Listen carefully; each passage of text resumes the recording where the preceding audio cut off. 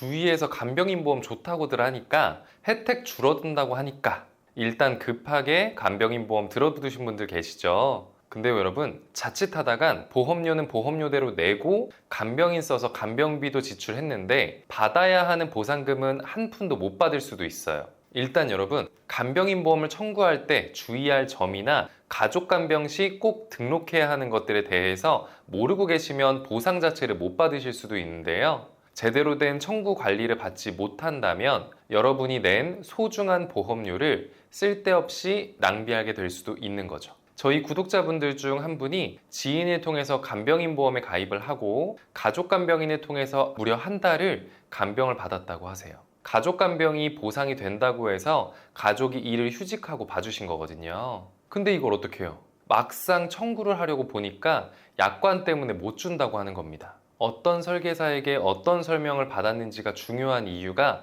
바로 여기 있어요.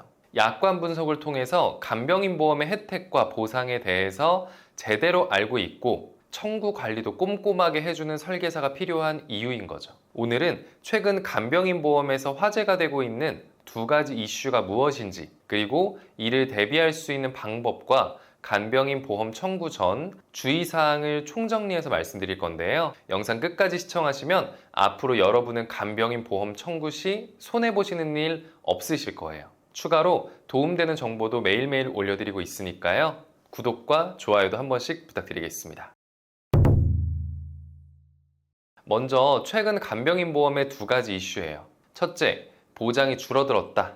둘째, 보상받기가 까다로워졌다. 이 두 가지 이슈가 있음에도 저희 보험신호등을 통해서 간병인 보험을 찾는 분들이 계속해서 늘어나고 있는데요. 많은 분들이 찾는 이유는 간단합니다. 간병인 하루 쓸 때 11만 원이라고 예를 들어보면 한 달만 해도 벌써 330만 원이에요.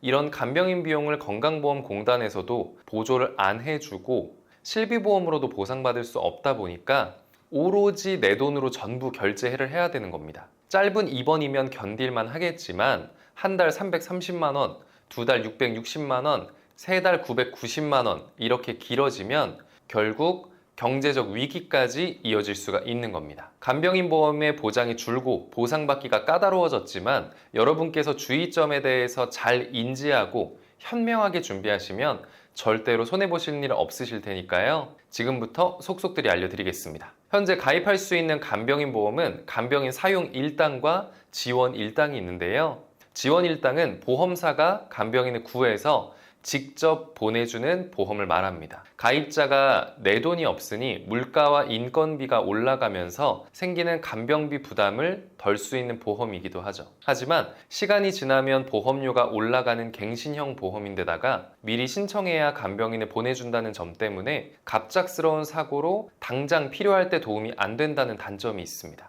반면에 간병인 사용 일당은 직접 간병인을 찾아야 한다는 번거로움이 있고 가입할 때 정한 금액만큼만 지급을 하다 보니 물가나 인건비 상승 시 제대로 대처하기가 쉽지 않아요. 다만 보험료가 고정되어 있는 비갱신형인 점과 약관상 가족이 간병인으로 일을 해도 보장을 해준다라는 장점이 있어요. 말 그대로 가족 간병이 되는 거죠. 또 최근에는 간병인 사용 일당의 약점이라고 이야기했었던 물가, 인건비 상승에 대한 대비로 체증형이 등장하기도 하면서 인건비 부담이 줄어들기도 했고요. 여기에 간병인 어플도 발달하면서 간병인 찾는 게 예전보다도 훨씬 쉬워진 데다가 가족이 간병하더라도 보장을 하니까 그런 장점까지 더해져서 간병인 보험하면 간병인 사용 일당을 먼저 떠올리시는 분들이 많아졌어요. 실제로도 많은 구독자분들이 간병인 사용 일당을 정말 많이 물어보세요. 일반적인 간병인 보험은 상해 또는 질병에 의해 입원해서 간병인을 고용했을 때 일반 병원은 하루 15만 원, 요양병원은 하루 5만 원, 간호간병 통합 서비스는 하루 7만 원 보장해 주는 경우가 대부분인데요. 그런데 여기에 체증형 방식으로 가입을 했다면 20년 뒤에 일반 병원에서 간병인 사용 시 30만 원, 요양병원 10만 원, 간호간병 통합 서비스는 14만 원을 받게 되는데요. 물론 모든 회사가 체증형 방식을 판매하는 것도 아니고 체증되는 방식에도 차이가 있습니다. 깔끔하게 정리를 해봤는데요. 체증형 간병인 보험을 판매하는 회사가 3개예요.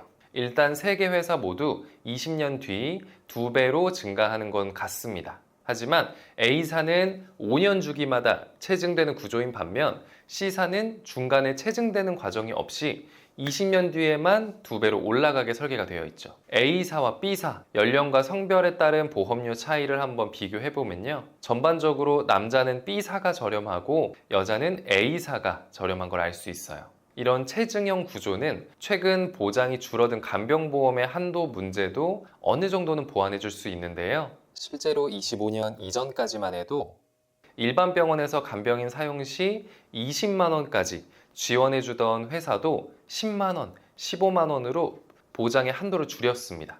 젊은 층에게는 15만 원도 부족하다고 느끼실 수 있겠죠. 그래서 체증형 보험은 바로바로 간병인을 바로 써야 할 수도 있는 중장년층보다 가입하고 오랜 기간 유지해야 할 젊은이 분들에게 적합한 상품이 아닐까 싶어요. 본 광고는 심의 기준을 준수하였으며 유효기간은 심의일로부터 1년입니다. 여기까지는 간병인 보험의 최근 이슈 중 하나인 보장 축소에 따른 대안으로 체증형 간병인 보험에 대해 말씀드렸는데요. 정말 중요한 두 번째 이슈, 바로 약관 변경에 따른 보험금 미지급 사례와 이에 대한 대책이 무엇인지를 이어서 살펴볼 텐데요. 첫 번째 사례예요. 간병인으로 등록된 지인을 간병인으로 고용한 뒤 청구하자 서류 미비를 이유로 지급을 보류했거나 추가 서류 제출을 요청받았다고 합니다. 작년 11월 금감원은 간병인 사용일당과 관련된 보험금 부지급 피해를 예방하고 과잉 청구 등의 도덕적 해이 문제를 이유로 약관을 개정하겠다라고 밝혔는데요. 약관을 어떻게 바꿨는지 한번 살펴보면요. 간병인의 정의에 간병인 중개 서비스, 즉 케어네이션 같은 어플리케이션도 가능하게끔 약관을 통일하겠다고 했습니다. 단 어플이나 간병인 업체가 직업 소개 사업으로 등록되어 있어야 가능하다고 말하는데요. 이 구독자님의 사례에 해당하는 내용이었습니다. 우선 보험 가입자가 어플에 간병인 모집 공고를 올려야 하고요. 간병인 역할을 할 가족이 공고에 지원하면 가입자가 가족을 간병인으로 고용하는 구조로 진행됩니다. 가입자와 가족 사이에 있는 업체가 바로 이 약관상 직업 소개 사업으로 등록이 되어 있어야 한다는 건데요. 구독자님의 경우에는 이를 통해 계약한 업체가 등록되어 있지 않았던 거죠. 앞선 사례의 경우에 진짜 간병인 역할을 수행했는지 입증하는 서류를 추가로 요청받게 된 건데요. 두 번째 변경된 개선 방안을 보면 간병인 사용 계약서, 근무 일지, 간호 기록 등을 추가로 요청할 수 있다고 되어 있습니다. 이젠 진짜 간병이 필요한 사람이 간병인을 썼을 때 한해서만 지급해 주겠다는 의지가 반영된 걸로 보이네요. 그리고 두 번째 보험금을 못 받는 사례인데요. 간병인 보험의 특약 중에 요양병원에서 간병인을 사용했을 때 5만 원씩 지급해 주던 보험 기억나실 거예요. 최근 요양병원과 요양시설에 대한 차이를 혼동해서 시설을 이용하시고 청구를 하시다 보니까 못 받는 사례가 발생한다고 해요. 요양병원은 의료진이 병원에 상주해서 치료와 관리를 해주는 곳을 말을 해요. 반면 요양시설은 우리가 요양원이라고 부르는 시설을 말하는데요. 병원과 시설의 차이를 혼동해서 요양원에서 간병인을 쓰시고 청구를 했다가 못 받는 사례들이 종종 많이 발생하기도 해요. 그리고 정말 많이 물어보기도 하시고요. 그리고 다음 주의하실 점인데요. 간병인 보험에는 180일이라는 면책 기간이 존재하는데요. 쉽게 말해서 처음 간병비 지원을 받고 180일이 지나면 181일 차부터는 지원을 받을 수 없다는 걸 의미합니다. 예를 들어서 25년 1월 1일에 3일 정도 간병비 지원을 받은 사람이 6월 30일쯤 다시 간병인을 고용했을 때 이때는 면책 기간이라 보장하지 않는다는 건데요. 이렇게 181일부터 360일까지의 공백 기간을 메우기 위해서 181일 이상 담보를 추가해야 됩니다. 이 특약을 추가하면 1년 내내 보장 공백 없이 지원받을 수 있는데요. 보험료도 보시면 질병 상해 합쳐서 71원이에요. 이 정도 금액이면 1년 내내 보장을 받을 수 있기 때문에 이 특약을 가입하지 않을 이유는 없는 거겠죠. 여기까지 최근 간병인 보험의 이슈들과 이에 대한 대책을 자세히 한번 알아봤는데요. 여기서 요약을 한번 해보자면 보장 축소 이슈와 관련해서 젊은 분들은 체증형, 그리고 연루하신 분들은 페이백 특약으로 대체하시면 줄어든 한도를 충분히 메우실 수 있습니다. 약관 변경에 따른 이슈는 몇 가지 주의점만 기억하시면 청구할 때 손해보는 일을 피하실 수 있는데요. 먼저 요양병원과 요양시설을 혼동해서는 안 돼요.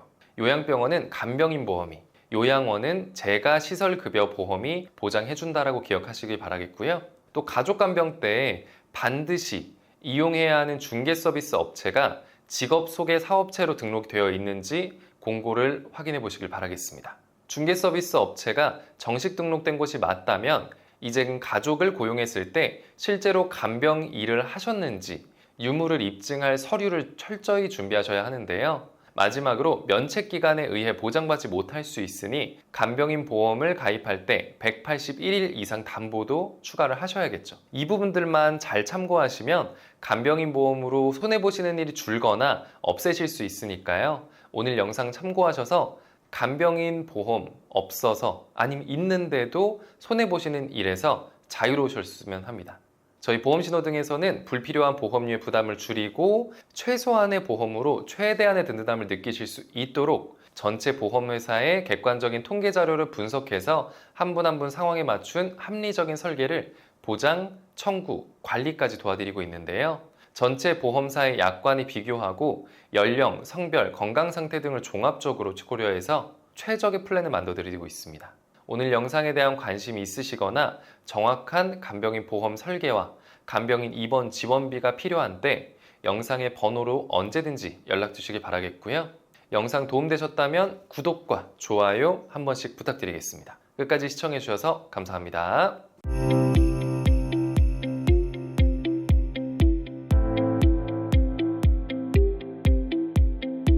본 광고는 심의 기준을 준수하였으며 유효기간은 심의일로부터 1년입니다.